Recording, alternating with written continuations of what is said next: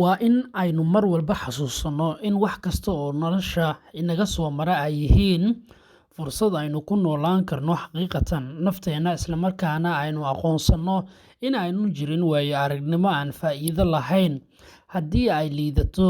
Waxaa hubaal ah in aynu ka baranno casharro aynu ku soo kala bixino si ay inooga caawiyaan nolosheena iyo mustaqbalka ay noqoto mid ka duwan tii aynu soo marnay. Sheeko-baralleyda filimada Hollywood-ka iyo weliba Bollywood-ka dalka India ee mala-awaalka ayaa lagu arkaa laba qofood oo isjecel inta ay is-calmadaan, nolosha inta ka hadhay ay farxad ku dhammaystaan. Laakiin nolosha runta ahi iyo sheekooyinka quruxda badan waxa ay ka duwan yihiin waxyaabo badan. In jacaylku aan sidiisaba garowshiyo iyo weliba aanu ka helin dhinaca kaleeto, waxaana mararka qaarkii dhacda dhibaatooyin u dhexeeya lamaanayaasha. Qormadan ayaan maanta kusoo gudbin doonaa aayaha nolosha TV oo aynu ka soo xiganay shabakadda Al Jazeera. Waxaynu ka waramaysaa duruufaha nololeed ee qofka uu la kulmo marka uu la nool yahay jacaylka aanu dhinaca kale la weydiin waxa ay tahay inay sameeyaan iyo sida ugu fudud oo ay uga faa'iidaystaan nolosheeda.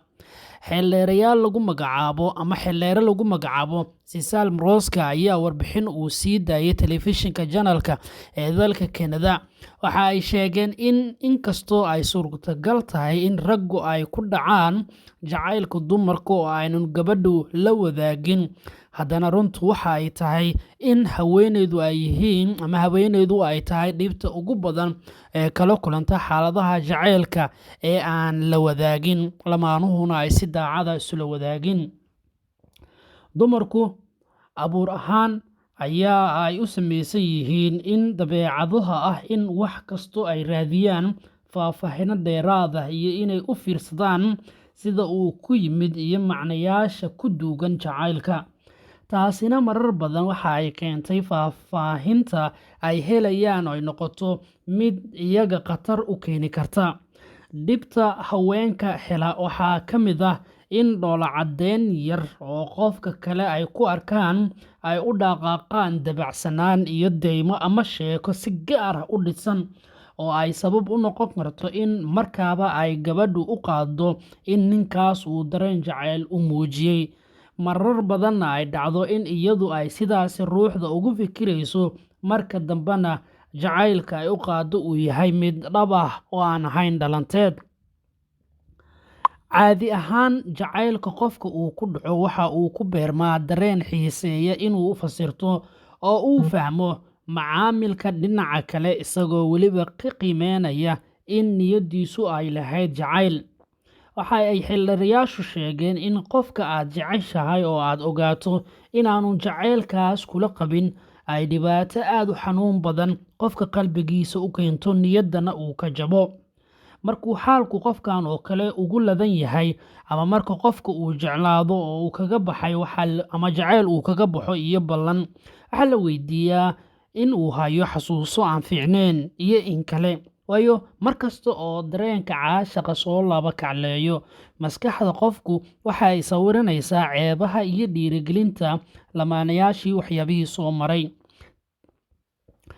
Tallaabooyinka ugu horreeya ee qofku uu kaga gudbi karo duruufaha adag ee ka dhasha jacaylka ee lala wadaagi waayo waa in naftiisa uu sameeyo ama naftiisa uu waxyeello u geysto waqti tacsiyeed gaar ahna uu u sameeyo. Waa hab dadku ay ku xeel dheer yihiin cilmiga bulshada ku talinayaan.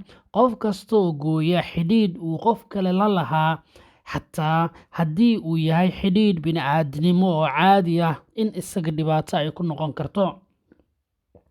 Waa run in jacaylku uu xasuusta qofka uu ku sii jirayo muddo, laakiin waxaa muhiim ah in qofku naftiisa ugu celiyo xaqiiqada ah in qofkan jacaylkii uu sameeyay mustaqbalka uu ka miro dhaliyo.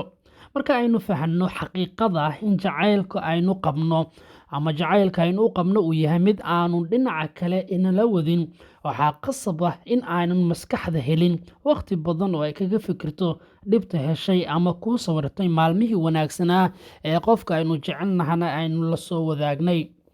Waxaa muhiim ah in naftu aynu ku mashquulino howlo kale oo diidaya in aynu heshanno firaaqooyin ay kaga fikirto ruuxda ay jecleed ee waqtigu ay la qaadatay haddase ay waqtigu kala geeyey.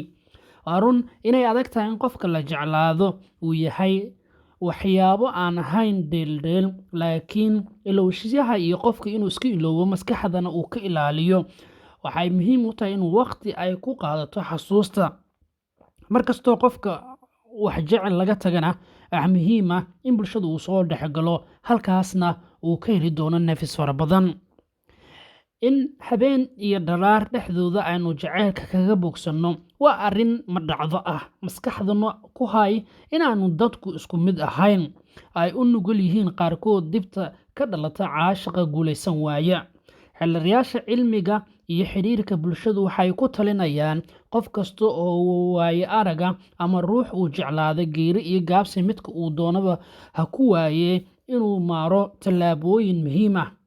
Waxaa ka mid ah tallaabooyinkaas oohinta, heesaha iyo filimada. Inkastoo heesuhu iyo filimadu ayna wanaagsaneen in qofka bini'aadamku uu iska badiyo, jarista xidhiidhka uu qofka uu la lahaa.